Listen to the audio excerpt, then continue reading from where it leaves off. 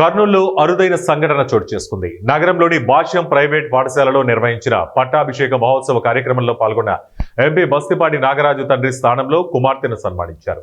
విద్యార్థులకు ఎన్నికలపై అవగాహన కల్పించేందుకు పాఠశాలలోని అన్ని తరగతులకు ఎస్పీఎల్, ఏఎస్పీఎల్ స్థానాలకు ఎన్నికలు నిర్వహించారు. ఈ ఎన్నికల్లో గెలుపొందిన విద్యార్థులకు తల్లిదండ్రుల సమక్షంలో పట్టాభిషేక కార్యక్రమం నిర్వహించారు.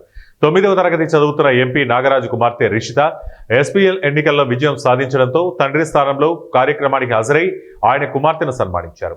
ఈ సందర్భంగా ఎంపీ మాట్లాడుతూ పిల్లలు విద్యార్థి దశ నుంచి నాయకత్వ లక్షణాలను పెంపొందించుకోవాలన్నారు. విద్యార్థులు తమ పాఠశాల మరియు సమాజంలో నాయకులుగా ఎదగడానికి ఈ లక్షణాలు ఎంతో అవసరపడతాయని తెలిపారు. ఈ కార్యక్రమంలో పాఠశాల principal Shravan, primary principal Madhavi, ఉపాధ్యాయులు, విద్యార్థులు, తల్లిదండ్రులు తదితరులు పాల్గొన్నారు.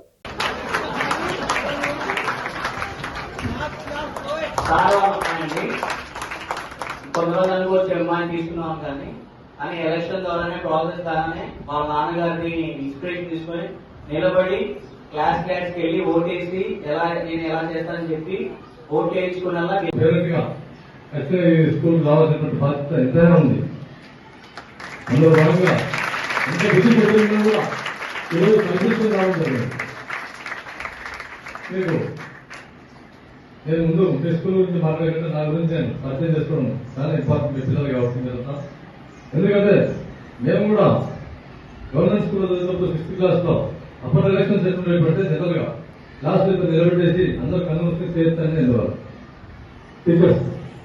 ఆ విధంగా మేము పార్టిసిపేట్ చేసినటువంటి వ్యక్తి నేను 6th క్లాస్లో అంటే కళ్ళు మూసుకొని మేము నిలబడడానికి లీడర్స్ ఉంటాం పార్టిసిపేట్ చేసేవాళ్ళు. పిల్లలంతా మమ్మల్ని చూస్తూ ఫస్ట్ ఒక పేరు చెప్తే చేసేవాళ్ళు అన్నమాట. అది మా ఎలక్షన్ అప్పట్లో.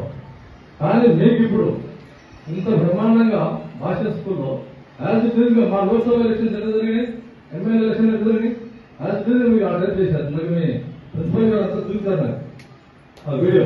చాలా గౌరవం. ఎందుకంటే విద్యార్థి ఉంటే నాయకత్వం వస్తాం కావాలి. ఓన్లీ చదువు ఉంటే కాదు, ఓన్లీ ఎడ్యుకేషన్ ఉంటే కాదు. ఓన్లీ ఎడ్యుకేషన్ అంటే బొమ్మాయి అయిపోయి 4 గదుల మధ్య 4 గోడల మధ్య ఉండిపోతాం.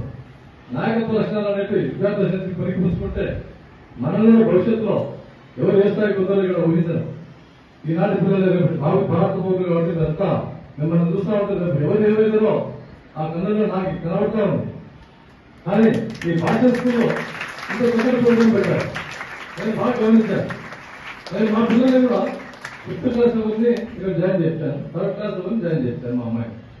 ఆ చేర్పించేది కూడా ఒక ప్రైవేట్ స్కూల్ తీసుకొచ్చి స్కూల్ చేస్తున్నారు. అంటే 5th చేసినప్పుడు ఆ పిల్లలు కొంచెం గోల్ చేశారు. నేను స్కూల్ రావడం నాకు ఎందుకు ఆ రోజు ఆ స్కూల్ కరెక్ట్ కాదు, భాష అనేది దగ్గర ఉంటుంది, ఇక్కడ సిస్టమ్ ఉంటుంది. ఎందుకంటే లోకల్ స్కూల్స్ వెళ్తాయి, భాష అనేది ఒక కార్పొరేటివ్ షెడ్యూల్ ఉంటుంది. ఆ షెడ్యూల్ ప్రకారం సిస్టమ్ సాధించాలని చెప్పేసి ఒక నమ్మకం ఉన్నాం.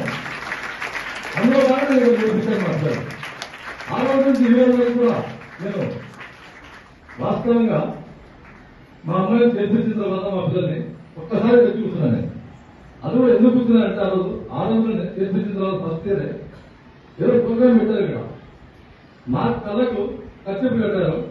మీ పిల్లల్ని మీరు ఐడెంటిఫై చేయండి. అది కూడా బాగా గుర్తున్నా.